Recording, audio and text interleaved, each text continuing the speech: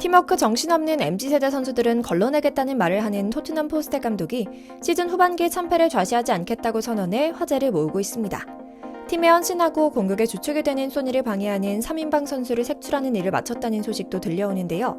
2선과 3선, 미드필더는 물론이고 수비수마저 실책을 남발했던 것은 물론이고 어떻게든 실전을 만회하려 동분서주하던 손흥민 선수조차 고립시키며 어떤 공격 포인트도 만들지 못하는 상황을 만들었다는 데 대한 분노의 색출이었다고 하죠. 특히 마지막 7연전 경기는 시즌 마감이 다가오는 토트넘에게 챔피언스리그 진출권을 놓고 승부수를 띄워야 했던 매우 중요한 경기들이었기 때문에 더욱 아쉬웠습니다. 무엇보다 손흥민 선수가 제자리에만 간다면 훨훨 날아다닐 수 있다는 것이 확인됐다는 점만 봐도 막바지 순위 경쟁 레이스에서 실낱 같은 희망을 품기에 충분했습니다. 영국의 도박사들도 토트넘의 4위 탈환이 불가능한 일이 아니라 점치기도 했고요. 하지만 결과는 정반대였습니다. 시즌 최악의 대참사에 가까운 시기였죠. 그리고 포스테코글루 감독은 결국 이런 처참한 경기력을 만들고 또 득점을 만들어주는 손흥민을 손흥민답게 뛰지 못하도록 발목 잡는 인원들을 골라냅니다. 오늘은 손흥민 선수가 손흥민답게 뛰지 못하도록 발목을 잡아 레비 회장의 토트넘 종신 재계약까지 방해하고 있다며 대대적인 물갈이를 예고한 포스텍 감독의 처리에 대한 이야기 이모저모를 전해드리려고 합니다. 심지어 16명까지 이름이 올랐다고 하는데요. 물론 소니가 제일 먼저 나왔으면 좋겠지만 현실적으로 소니가 다른 팀에 가고 싶어 하질 않으니 우선 팀원을 싹 어떻게 바꾸려 하는지 먼저 살펴보시죠. 잠시 저의 강화면 브리핑 구독 설정도 부탁드리고요. 다이어가 나가니 새로운 다이어가 왔다라는 조롱을 당할 정도로 이날의 수비진은 오랜만에 상승세를 경험했던 토트넘에 찬물을 싹 끼얹는 수준이었습니다. 일부 전문가들은 사실 이런 사태를 예견하기도 했습니다. 토트넘의 수비가 판더벤과 로메로에 전적으로 의존하고 있기 때문에 이들의 부상과 기복이 자칫하면 큰 점수차 패배로 이어지기 딱 좋다는 분석을 내놓기도 했던 겁니다. 물론 많은 팬들과 다른 전문가들은 기사라는 게 있다라며 애써 모른 척했던 분석이었죠. 하지만 역시나 슬픈 예감은 틀린 적이 없었는데요. 그런데 정작 뚜껑을 열어보니 이는 대참사라는 말로도 부족할 형편없는 시즌 마지막을 보내고 말았습니다. 특히 포스텍 감독에 대한 평가가 엇갈리고 있는데요. EPL 구단을 처음 맡아 공격 축구를 가동하며 초반 10경기 무패 행진으로 토트넘을 한때 선두로 이끄는 등 좋은 모습을 보여줬지만 시즌 막판 운영은 매끄럽지 못했거든요. 특히 손흥민을 원톱으로 내세운 단편적인 공격 전술은 상대에게 간파당했고 수비진에선 여전히 허술한 모습을 보여주며 번번이 실점한 겁니다. 그런데 이게 단순히 감정적인 평가가 아니었습니다. 이번 시즌 토트넘은 37경기를 치르며 총 61실점을 했는데요. 이는 EPL 20개 구단 중 최다 실점 공동 8위에 해당하는 저조한 수치입니다. 강등권 3개 팀을 기록하면 공동 5위 기록인데요. 이런 결과 때문에 여름 이적 시장에서는 수비진 보강에 최우선적으로 집중해야 한다는 지적이 나오고 있습니다. 특히 최근 토트넘 소식에 정통한 폴 오키프 기자는 여름에 방출 가능성이 있는 선수들 명단을 공개하기도 했는데요. 그는 방출이 고려되는 선수는 16명이다. 이 중 몇 명은 현재 임대 중이다. 놀랍게도 히샬리송과 클루셉스키도 그 명단에 이름이 있다라고 했는데요.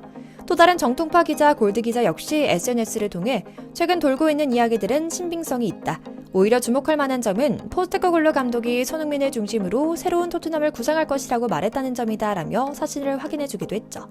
냉정히 최근 경기를 돌아봐도 몇몇 선수의 경기력은 감히 EPL 상위팀 수준이라고 하기 부끄러운 실력이긴 했습니다. 경기 내용도 거의 찍어내듯 비슷했습니다. 토트넘 입장에선 이기건 비기건 지건 비슷하게 답답했습니다. 슈팅 수가 상대편에 비해 압도적으로 많았고 점유율도 높았던 반면 막상 골은 잘 터지지 않았던 건데요. 그러다가 전반이나 후반 극초반에 상대편 공격수에게 일격을 당해 골을 먹히면 한동안 토트넘 공격이 막히는 모습만 반복 재생됐죠. 그러다 운 좋게 발에 얻어걸리면 판더펜이 밀어넣는 모양새였고요.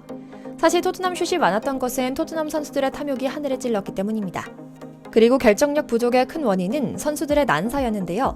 자신있게 슛으로 마무리했다고 볼 수 있는 상황도 있지만 못지않게 좋은 자리의 동료를 대부분 손흥민을 무시하고 욕심을 내는 장면도 많았거든요. 특히 브레넌 존슨과 메디슨이 매경기 약 3회씩 슛을 시도하며 하나도 넣지 못하는 장면을 보고 있자면 정말 화가 났죠. 손흥민이 더 좋은 자리에 있음에도 불구하고 클루세스키가 슛을 시도했다가 빗나가자 손흥민이 짜증을 벌컥 내는 듯한 모습도 포착됐고요. 물론 손흥민도 슛을 적잖게 날리곤 합니다. 하지만 난사라는 비판에서 자유로울 수 있는 곳은 더 좋은 자리에 동료가 있을 때면 늘 패스했기 때문입니다. 손흥민은 키패스 부문에서 대부분의 경기에서 1위를 기록하기도 했는데요. 케인처럼 소위 말해 골대 앞에서 받아먹는 골을 기록해온 선수들에 비하면 손흥민은 최전방 공격수가 너무 슛을 때리지 않는다 수준이죠. 이처럼 시즌 초 호평 일색이었던 토트넘의 공격 축구는 시즌 막판이 되자 이기적인 축구로 퇴행하고 말았습니다. 그러자 결국 토트넘 포스테코글루 감독이 칼을 꺼내듭니다.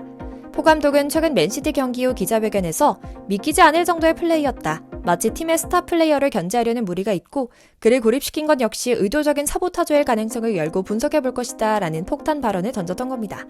그리고 자연스레 영국 축구도사 해설진들은 시즌 후반기 7연전 영상을 분석하기 시작했는데요.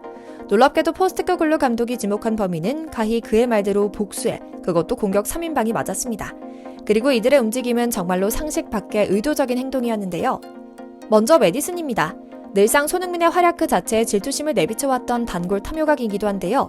메디슨은 이번 경기에서 토트넘이 어렵게 공격 기회를 잡기만 하면 되도 않는 개인기를 시도하다 위험 지역에서 공을 빼앗기기 일쑤였습니다. 심지어 손흥민이 좋은 자리, 발만 닿으면 골로 이어지는 자리에 대기하고 있어도 갑자기 시야를 공으로만 집중시키며 드리블을 하려다 치명적인 역습을 당하고 마는 일을 수차례 반복해 일으켰는데요. 실제로 경기 내내 이기적으로 플레이하며 슛을 난사하다가 토트넘의 실점을 당하며 패색이 짙어지면 그 즉시 이상하리만큼 손흥민에게 모든 공을 몰아주기 시작합니다. 메디슨 스스로는 손흥민에게 패스를 밀어주고 있지만 손흥민이 해결하지 못해 패한 것이다 라는 전형적인 책임 회피형 패스 몰아주기라고밖에 보이지 않는 건데요. 정말로 화나는 지점은 오른쪽에서 뛰며 손흥민의 든든한 후방을 지원했어야 할 클룹스스키마저 메디슨과 짜고 치는 듯 손흥민을 철저히 패싱했다는 겁니다. 패스를 하라고 선발 라인업에 넣어줬는데 패싱을 하고 있으니 어이가 없었다는 건데요. 실제로 클루세스키는 승리했던 벌리전에서조차 손흥민이 바로 옆에서 공을 달라고 손짓까지 하는데도 끝까지 접고 또 접다가 어이없는 슈팅까지 날려 추가 득점 기회를 어이없이 날린 전적도 있죠. 뿐만 아니라 그 전까지 본다면 클루세스키는 발도 느린 것이 욕심은 엄청나게 많아서 패스 안 하기로 유명한 선수로 악명이 높기도 했고요. 오죽하면 포스테코글루 감독이 그의 이기적인 탐욕 플레이를 가리켜 직접 지적하며 팀보다 위대한 선수는 없다. 욕심을 버리고 팀을 위해서만 뛰어라 라는 지시를 내렸을 정도였죠. 그리고 이런 탐욕의 무리에 끼지 않으면 서운할 전통 강자 히샬리송도 이름을 올립니다.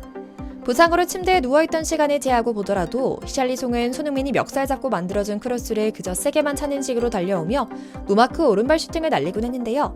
이 역시 모조리 골대 옆으로 빗나가 버리며 끝내 토트넘은 한 골도 득점하지 못한 채 끝나버리는 경우가 잦았습니다. 사실 히샬리송 역시 유리한 고지를 점하던 손흥민에게 패스했으면 조금이라도 골 확률이 높았을 텐데도 역시나 자기 스스로 눈이 멀어 슈팅을 때렸던 것도 문제였습니다. 요약하자면 토트넘이 자랑하는 중견 공격수 3명은 박스 안쪽 노마크 슈팅 기회를 모두 놓쳤으며 공격의 기점이자 끝이 되었던 손흥민마저 모른 척하며 패스하지 않았으니 토트넘이 이겨보려 해도 도저히 이길 수 없었던 경기들의 연속이었던 겁니다. 그러자 이례적으로 손흥민도 이제는 속상함과 분노를 표현합니다. 스카이 스포츠와의 인터뷰에서 소니는 용납하기 어려운 결과다. 모두가 거울을 보면서 내 잘못이야 라고 해야 한다. 경기력과 자세 모두 만족스럽지 못했으며 모두 정신 차려야 한다. 패스가 오지 않아 맥이 끊기는 상황을 여러 번 겪었다라고 말했는데요. 평소 공개적인 자리에서 팀을 비판하는 편이 아닌 소니도 이날만큼은 작심 발언을 했던 겁니다. 이어 마이크를 건네받은 포스텍 감독 역시 비판을 쏟아냅니다. 정말 실망스러운 후반기였다. 득점할 기회는 충분히 있었다. 골대 앞에서 팀보다 스스로를 더 위하는 선수들에 대한 조치를 고민할 것이다. 팀 존폐의 중요 문제다. 여름에 대대적인 피해 숙정이 있을 것이라고요. 사람이 늘 웃으며 다니니 물로 보이는지 아니면 결정적인 순간에 이기심이 터져나오는 서양인 특성인지 모르겠습니다. 소니가 2번 다시 클럽에서만큼은 마음이 다치지 않길 바라며 소니가 나가지 않겠다면 최소한 그 팀원들이라도 눈높이에 맞는 선수들로 물갈이 되길 바라며 오늘 영상 마치겠습니다. 광화문 브리핑 채널 구독, 좋아요도 부탁드리고요. 오늘도 시청해주셔서 감사합니다.